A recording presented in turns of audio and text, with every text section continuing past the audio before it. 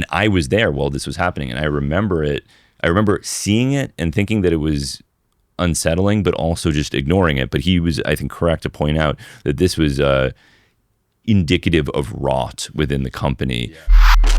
What was it like in like the very early days of Vice and producing those shows for Vice?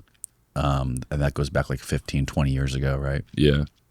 So did you like, first of all, how did you start and how did you get in with Vice in the very beginning? And like, what were the meetings like? Like, how did you guys decide what you were going to go film and all of that?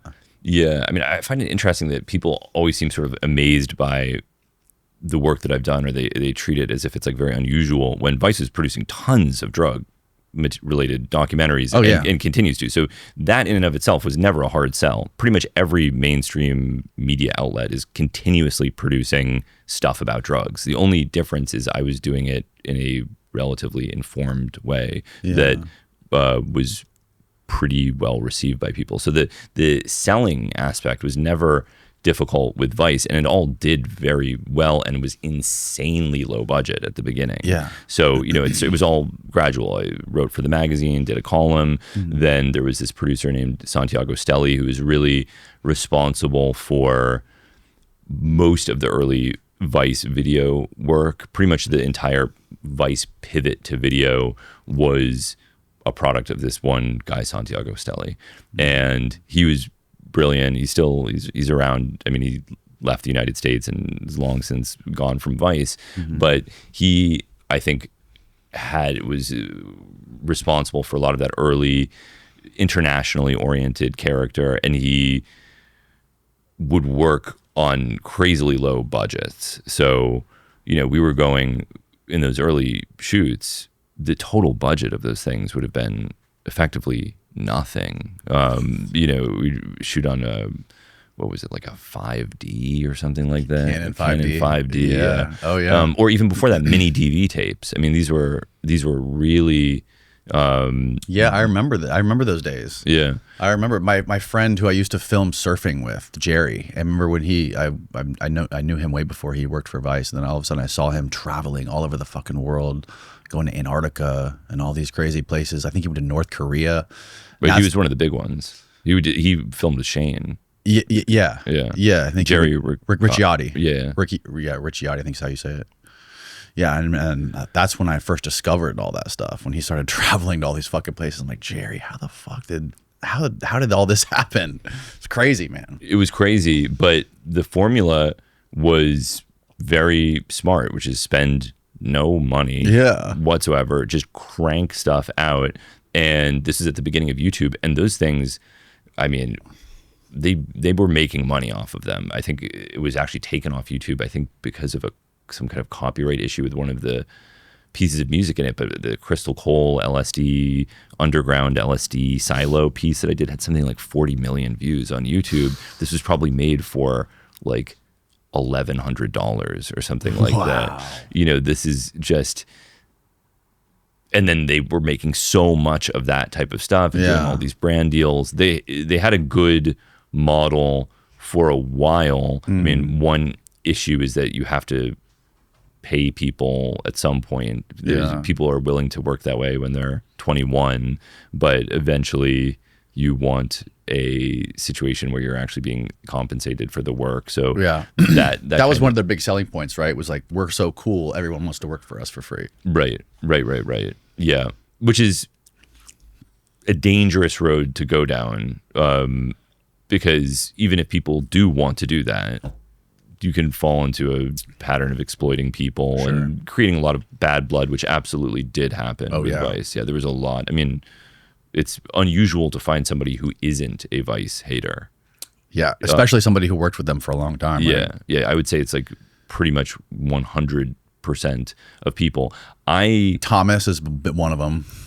Well, yeah. Well, but Thomas is my very close friend, Thomas Morton. Yeah. We lived together for years. Oh, really? Yeah, I didn't know that. I talk to him all the time. Dude, he's so funny. You should have him on. I would love to. I talked to him on the phone once about doing this, and then I think he ghosted me after that. He's like, I'm not fucking gonna hang out with this loser. I'll text him. He's great. I mean, he's like I'm a huge fan of his, man. He's brilliant. Yeah. But he was someone who I think worked really well in that environment. There was a certain type of person that maybe had a more impulsive style of creating things that responded very well to the lack of bureaucracy in that environment, which was unusual. Like the typical pattern that you have with journalism is you have tons of middlemen, tons of people micromanaging everything that you do. I mean, I worked for National Geographic for a period, and I was shocked.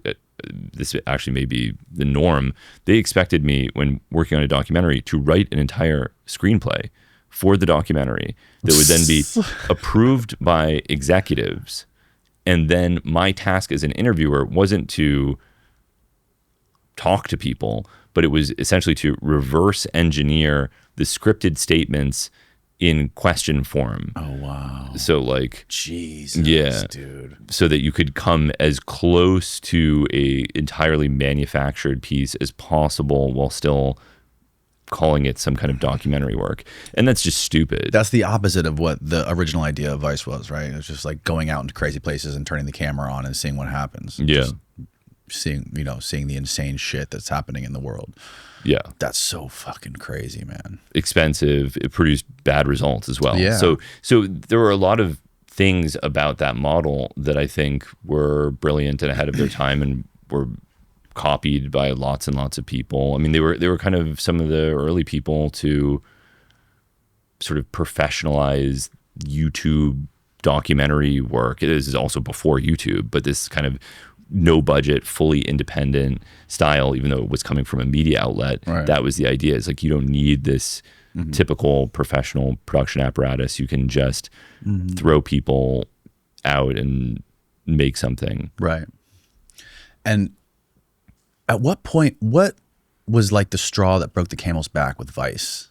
Was it when they like sold out Rupert Murdoch, or like what was there like a specific point where you realized, and like Thomas realized like it's time to jump ship?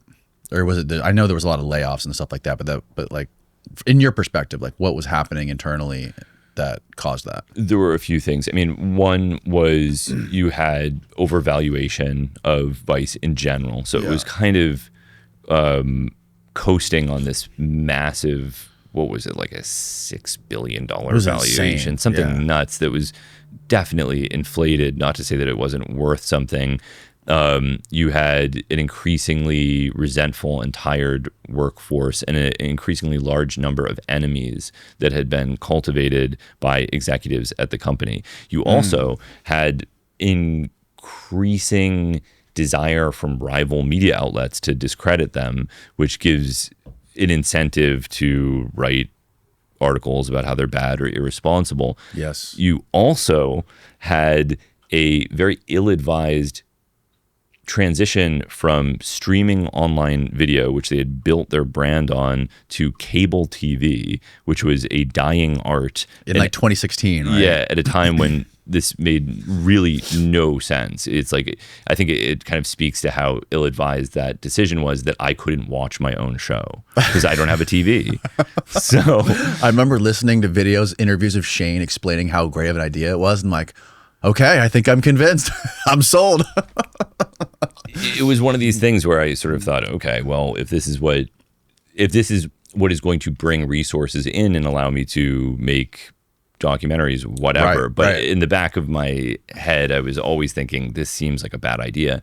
And then on top of that, you had this sort of gradual erosion of their identity, which had begun probably because there were different eras, right? You have the kind of Gavin McInnes era, which is oriented entirely around ultra edgy humor. Vice is basically a humor magazine, a humor, art, fashion magazine. Totally different. And then it goes from that to a sort of transitional literary era that doesn't get talked about very much, where there was this brilliant guy named Jesse Pearson, who is the editor of the magazine, and he's a sort of intellectual who wanted to use it to publish fiction and art, photography, and things like that. And that was around the time that I started working there, and it was actually like a really cool era to be there. Then it goes from comedy Vice to literary Vice to news Vice. That's around the time that the HBO thing Is that when Spike Jonze came along? He came along, well, he was always in the background. Oh, was he? But he came along more during the Viceland pivot as someone that was like in the office every day. I don't really think that he had all that much of a I mean, I think he probably got paid well, but I don't know that he played all that much of a role other than so then there's news, and that's around the time where they start to have mainstream appeal, and everyone's saying like, oh, this is real news. This is the real news network. And then they get hit hard by culture war, propriety concerns, because the edginess that they'd built their brand on suddenly became deeply unfashionable and dangerous reputationally. So they have to pivot to some kind of like social concern. There was actually like I don't know if there's a journalist, Michael Moynihan, who wrote a great piece and did an interview with Barry Weiss about this kind of pivotal moment where young employees at Vice decided that the old covers of the magazine were too offensive to be displayed. And so they all had to be moved out of the lobby into the private office of Soroush, who was one of the founders of the company. Right. And I was there while this was happening, and I remember seeing it and thinking that it was unsettling, but also just ignoring it. But he was, I think, correct to point out that this was indicative of rot within the company, where you have the employees saying this entire company is so offensive that we can't look at what it has created, and they start making increasingly bad stuff. After I left, it became kind of like one of the premier sources of anti-psychedelic journalism. Really? Yeah. Wow. Again, anti-psychedelic shrouded in sort of social justice type concerns, because this is, we were talking about like the scientistic orientation of drug scares in the 90s that shifted in the 21st century to a moralistic orientation. So now if you want to scare people away from using MDMA, you don't say, hey, it's going to make holes in your brain. You say, hey, this is a tool of capitalist oligarchs who are trying to commodify your spirit and make you a more efficient worker while funding the genocide in Gaza. Right. And creating super soldiers. And this is a tool of the imperialist American war machine. Right. And so this is the new, and people say, oh, okay. Oh, you're right then. MDMA is bad. Thank you so much for telling me this important information.